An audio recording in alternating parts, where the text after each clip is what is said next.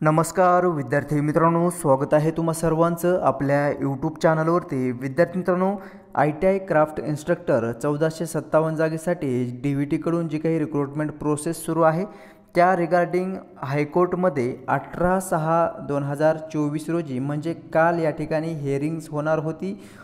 Result येणं अपेक्षित होतं, परंतु पहा या हिअरिंग्समध्ये नेमकं काय घडलं हे आपण या व्हिडिओमध्ये सविस्तर जाणून घेऊया।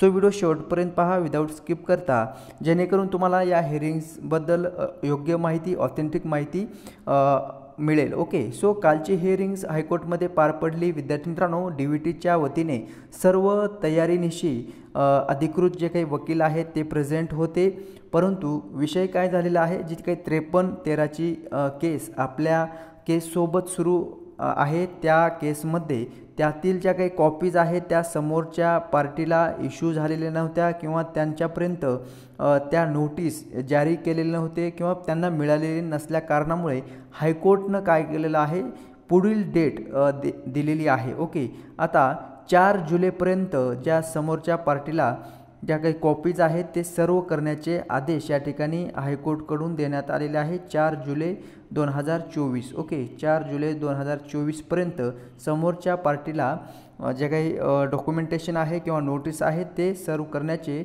न्यायालयाकडून आदेश देण्यात आलेले आहे। DVT कडून विद्यार्थी मित्रांनो 2 काउन्सिलर भेटलेले आहेत।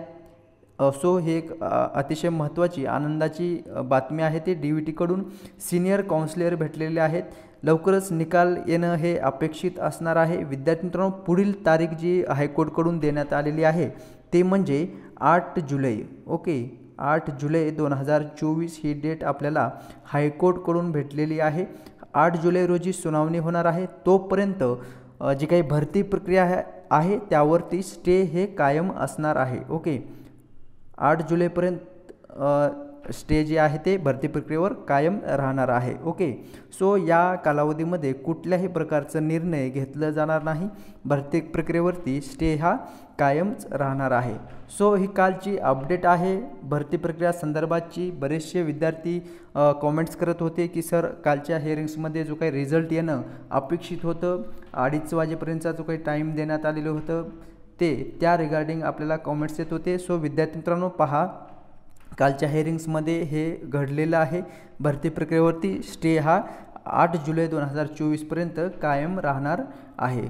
सो विद्यार्थी मित्रांनो, जर तुम्ही नवीन चॅनल पाहत असाल तर चॅनलला आपल्या लाईक करायचं आहे, कॉमेंट्स करायचे आहेत, तुमच्या ज्या काही प्रतिक्रिया आहेत त्या प्रतिक्रियेचं आपण निश्चितच रिप्लाय देण्याचा प्रयत्न करत असतो। आणि नवीन चॅनल पाहत असाल चॅनलला नक्कीच सबस्क्राईब करून ठेवायचं आहे। भेटूयात नेक्स्ट अपडेट घेऊन DVT कडून काय येते ते। सो भेटूयात पुढील व्हिडिओमध्ये। धन्यवाद।